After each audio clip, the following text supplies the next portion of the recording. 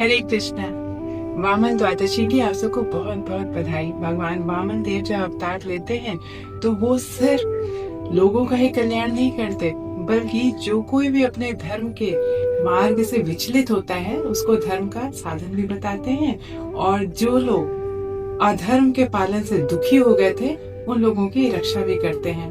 भगवान की लीलाएं बहुत ही अद्भुत हैं, और उस पे जितना ज्यादा हम मेडिटेट करेंगे उतना ज्यादा हम भगवान के अद्भुत गुणों को जान पाएंगे, समझ पाएंगे। और यही तो है मनुष्य जीवन का उद्देश्य, और यही एक तरीका है जिससे हम चारों ओर से मिलने वाले तापत्रय से बच सकते हैं। श्रीमद् भागवतम में भी कहा गया है कि हम जितना ज्यादा ध्यान से भगवान श्री कृष्ण के अवतारों का श्रवण कीर्तन और स्मरण करेंगे उतना ही ज्यादा हम इन त्रितापों से अपनी रक्षा कर पाएंगे, और इन त्रितापों से ही हम लगातार दग्ध हो रहे हैं। तो बहुत ध्यान से इस वामन द्वादशी की कथा को सुनिए कि किस तरह से भगवान वामन ने अवतरण दिया।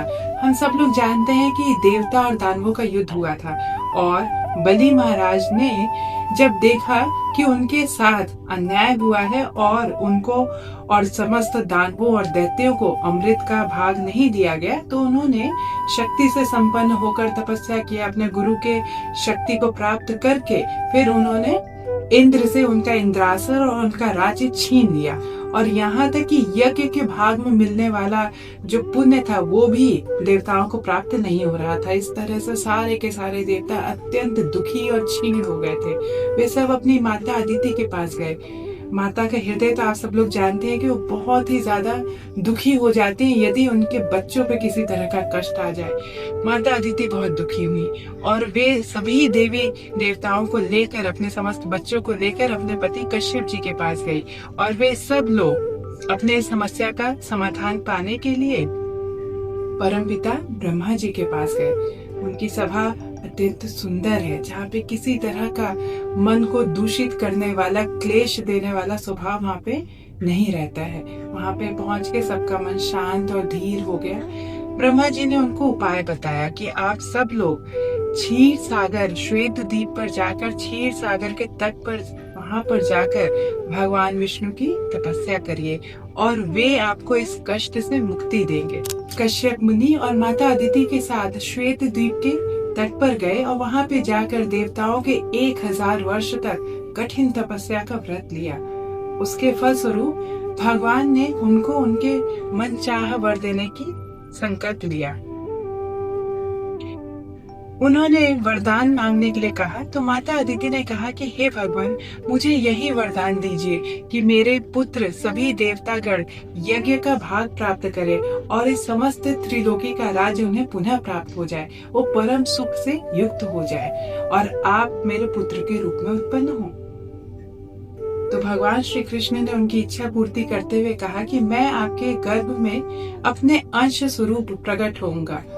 तो माता अदिति ने कहा कि आप तो समस्त पृथ्वी का भार धारण करते हैं, आप समस्त सृष्टि का भार धारण करते हैं, आपके गर्भ में ही समस्त सृष्टि है, तो मैं आपको कैसे धारण करूंगी। तो उन्होंने कहा कि आप उसकी चिंता न करें, मैं आपके गर्भ से अपने योग माया की शक्ति से उत्पन्न होऊंगा। और यही हुआ। सही समय आने पर भगवान अत्यंत सुंदर मनोहर वामन रूप में प्रकट हुए, और ये वामन रूप में जब भगवान प्रकट हुए तो उसके बाद वे अपने उस इच्छा की पूर्ति के लिए चले जिसके लिए उन्होंने अवतार लिया था। कुरुक्षेत्र में अपने गुरु शुक्राचार्य की इच्छा और उनकी सहायता से बलि महाराज यज्ञ संपन्न कर रहे थे, और इस यज्ञ के फलस्वरूप वे और शक्तिशाली होने वाले थे, और उनको हमेशा हमेशा के लिए इंद्र का पद प्राप्त होने वाला था। लेकिन उसी बीच भगवान वामन देव का उस यज्ञ स्थली में आगमन होता है। भगवान वासुदेव के आने के फलस्वरूप ये हुआ कि पृथ्वी डोलने लगी, पर्वतों सहित पृथ्वी डोलने लगी, समुद्र में तूफान आ गया। ऐसा लगा कि वहां पे वॉल्केनिक इरप्शन होने वाला है, सुनामी टाइप की फीलिंग आने लगी, हवा तेजी से बहने लगी। इवन जो अग्नि देव थे उन्होंने सारे के सारे आहुतियों को लेना स्वीकार करना बंद कर दिया। ये सारे के सारे घटनाक्रम देखकर बलि महाराज ने अपने गुरुदेव से पूछा कि ऐसा क्यों हो रहा है। क्यों इस तरह के उपक्रम सामने आ रहे हैं, ये किस चीज का लक्षण है। तो उनके गुरुदेव ने बताया कि जरूर यहाँ भगवान वासुदेव आ रहे हैं, क्योंकि वे यज्ञ पुरुष है। उनका कार्य है कि जिनके लिए यज्ञ का भाग विहित है, जैसे देवता लोग, उनको मिलना चाहिए। असुरों के लिए यज्ञ का भाग विहित नहीं है, लेकिन हम लोग उसको प्राप्त कर रहे हैं, तो ये अधर्म है। इसको सेट राइट करने के लिए, इसको ठीक करने के लिए जरूर भगवान वासुदेव का आगमन हो रहा है, और उनके आने से भयभीत हो रही है माता पृथ्वी, और वह उनको संभाल पाएंगी कि नहीं, इसकी वजह से वह भयभीत हो रही हैं, कांप रही हैं, जिसकी वजह से पर्वत गिर रहे हैं, वहां पे अर्थक्वेक जैसा माहौल है, सागर कांप रहे हैं, और वहां पे समुद्र में इतना उफान आया पड़ा हुआ है, ऐसा उत्पात मचा हुआ है। उसके बाद यज्ञ भूमि में भगवान वासुदेव आएंगे, ये जानकर उन्होंने पूछा, बलि महाराज ने अपने गुरुदेव से पूछा कि मुझे उनका स्वागत कैसे करना चाहिए, मुझे उनसे क्या बोलना चाहिए, किस तरह से उनका सम्मान करना चाहिए। तो भूत और भविष्य को जानने वाले थे शुक्राचार्य, वो समझ गए कि जरूर ये अपनी लक्ष्मी से क्षय हो जाएगा। तो उन्होंने कहा कि आप उनसे ये कहिए कि आप ही समस्त पृथ्वी के स्वामी हैं, तो मैं आपको कुछ भी देने में समर्थ नहीं हूँ, मैं आपसे को क्या दे सकता हूँ। ऐसा कह के तुम हाथ जोड़ लेना और उनको कुछ भी दान मत करना। अब ये सुनकर बलि महाराज को अच्छा नहीं लगा। उन्होंने कहा कि मैं जब एक तुच्छ से तुच्छ भेंट भी कभी अपने पास नहीं रखता, अपना पूरा पृथ्वी का राज्य देना भी मेरे लिए कोई बड़ी बात नहीं लगती। मैं दानवीरों में महादानवीर हूँ। तो एक ब्राह्मण के रूप में यदि भगवान भी मेरे सामने आएंगे तो क्या मैं उनका सम्मान न करूं? मैं अगर अपना समस्त सर्वस्व भी उनको दे दूं तो कम होगा। तो आप मुझे ऐसा ज्ञान क्यों दे रहे हैं? ये बात उनके गुरुदेव को अच्छी नहीं लगी। उसी बीच अत्यंत सुंदर वामन रूप में भगवान वहां पे यज्ञ भूमि में आते हैं।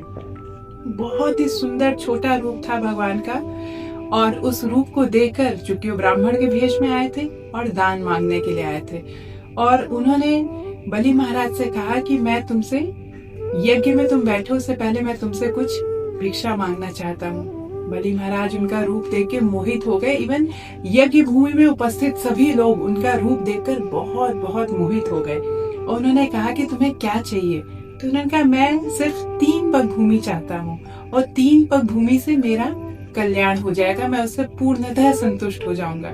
तो बलि महाराज को हंसी भी आई। उन्होंने कहा तुम छोटे बालक हो, और बालक के अनुसार ही तुम्हारी बुद्धि भी है। 3 पग छोटी छोटे भूमि से तुम्हारा क्या होगा? तुम्हारे पाँव भी इतने छोटे हैं, तुम कुछ बड़ा मांगो, मैं तुम्हें कुछ भी देने में समर्थ हूँ। आप तो जानते हैं कि भगवान के सामने हमेशा हम्बल रहना चाहिए। किसी भी तरह का अगर हम प्राइड दिखाते हैं तो भगवान हमारे अहंकार का नाश कर देते हैं। तो उन्होंने हंसते हुए कहा नहीं, आप मुझे 3 ही पग भूमि दीजिए, ब्राह्मण को संतुष्ट होना चाहिए, तो आप मुझे उतना ही देने का संकल्प लीजिए। वचन का सिद्ध होना चाहिए, और वचन के सिद्ध होते थे चाहे देवता हो चाहे दानव हो। बलि महाराज भी थे। बलि महाराज ने संकल्प लिया कि मैं आपको 3 पग भूमि दूंगा। हालांकि ये कार्य करते हुए जब वे संकल्प ले रहे थे तो उनके गुरुदेव ने वो ऐसा न करने पाया, उसके लिए उन्होंने बहुत प्रयास किया, लेकिन वो करने में सफल नहीं हुए। अब संकल्प लेने के बाद जब दान देने की बारी आई, उस समय हुआ बहुत ही अद्भुत चमत्कार। भगवान वामन देव जो इतने छोटे थे, इतने क्यूट लग रहे थे, और बालक के रूप में आए थे, और बहुत सुंदर भी थे। अचानक उनका शरीर का विस्तार होने लगा। उनका शरीर का विस्तार होते होते 10,000 योजन के समान ऊंचा और उतना ही चौड़ा हो गया। आप समझ सकते हैं 10,000 योजन कितना चौड़ा है। हमारी पृथ्वी का चौड़ाई जितना है उसका 3 गुना कर दीजिए, उससे भी ज्यादा चौड़ा शरीर, और उतना ही लंबा हो गया था भगवान वामन देव का शरीर। कोई समझ ही नहीं पाया कि ये क्या है, और उसका कहां कहां तक विस्तार है, दूर दूर तक, आकाश तक भी, जहां अंतरिक्ष है, जहां सारे के सारे चंद्रमा तारागण है, वहां तक सिर्फ भगवान का शरीर का विस्तार था। उस समय पृथ्वी उनके सामने गेंद के समान दिख रही थी। ऐसे बड़े बृहद शरीर में भगवान वामन ने जब अपना एक पग उठाया तो ऐसा लगा कि हम किसी गेंद के ऊपर बच्चा पांव रखता है, उसी समान भगवान वामन देव के एक कदम के आगे पृथ्वी छोटी गेंद के समान लग रही थी। उसके ऊपर भगवान वामन देव ने अपना एक चरण रखा। दूसरा कदम उठाते समय जब भगवान वामन देव ने उतने विराट स्वरूप से अपना पांव उठाया, तो उनके अंगूठे से ये जो यूनिवर्स है, ये सृष्टि का ऊपर का छेद फट गया था और वो अंगूठा विरजा नदी में जाके टकराया और वहीं से गंगा जी का अवतरण भी हुआ है। वहां से देव गंगा अंदर आई है। अब जगह कुछ बची नहीं, अब भगवान तीसरा पग कहाँ रखे। भगवान के इस अद्भुत लीला को देखकर बलि महाराज पूरी तरह आश्चर्यचकित हो गए थे, किम करते हुए विमूढ़ हो गए थे। उन्हें समझ में नहीं आ रहा था कि अब उन्हें क्या करना चाहिए। और यही एक स्थिति होती है आत्मनिवेदन की, जब हमारे हाथ में कुछ न रहे और हमारे पास कोई सामर्थ्य भी न रहे, हेल्पलेस सिचुएशन, तो हम भगवान के सामने आत्मनिवेदन कर देते हैं। और जब भगवान ने उनसे पूछा कि अब मैं तीसरा पग कहाँ रखूं, एक पग में पृथ्वी का पूरा राज्य, दूसरे पग में तुम्हारा स्वर्ग लोक, भूवर लोक, सब लोग मैंने ले लिया, तीसरा भूमि के लिए मेरे पास जगह नहीं, अब मैं तीसरा पग कहाँ रखूं। इस समय बलि महाराज ने आत्मनिवेदन के भाव में स्थित होकर अपना सिर भगवान के आगे झुका दिया और कहा कि हे भगवान, आप सब चीज के सर्वेश्वर हैं, आप स्वामी हैं, आप ये तीसरा पग मेरे सिर पर रखिए, मैं अपने आप को आपको समर्पित करता हूँ। उनके इस आत्मसमर्पण, आत्मनिवेदन के भाव को देखकर भगवान बहुत बहुत प्रसन्न हुए और उन्होंने कहा कि ठीक है, तुमने अपने गुरु की आज्ञा न मानते हुए भी आपने मेरा सम्मान किया और अपने वचन को पूरा किया। इस बात से प्रसन्न होकर मैं तुम्हें इंद्रासन का पद दूंगा। अभी वैवस्वत मनवंतर चल रहा है, इसके समाप्त होने के बाद सावर्णी मनवंतर में आप ही इंद्र का राज्य पद प्राप्त करेंगे और आप ही इंद्र बनेंगे। और तब तक के समय के लिए मैं आपको स्वर्ग का समस्त सुख और संपत्ति प्रदान करता हूँ। तब तक के लिए आप हजारों स्त्रियों से युक्त हो गए, परम सुख वैभव के साथ युक्त होके सुतल प्रदेश में वास करेंगे। भगवान ने उनको सुतल प्रदेश दिया और सुतल में जाकर राजा बलि अभी निवास कर रहे हैं। राजा बलि पे प्रसन्न होकर, उनकी भक्ति से प्रसन्न होकर भगवान ने उनको ये भी वरदान दिया कि आप जब चाहें, जिस दिशा में चाहें, आप मेरा दर्शन प्राप्त कर पाएंगे। और इस तरह बलि महाराज दैत्य होते हुए भी भगवान श्री कृष्ण के परम करुणा और कृपा के पात्र बने। भगवान वामन देव की जय। हरे कृष्ण।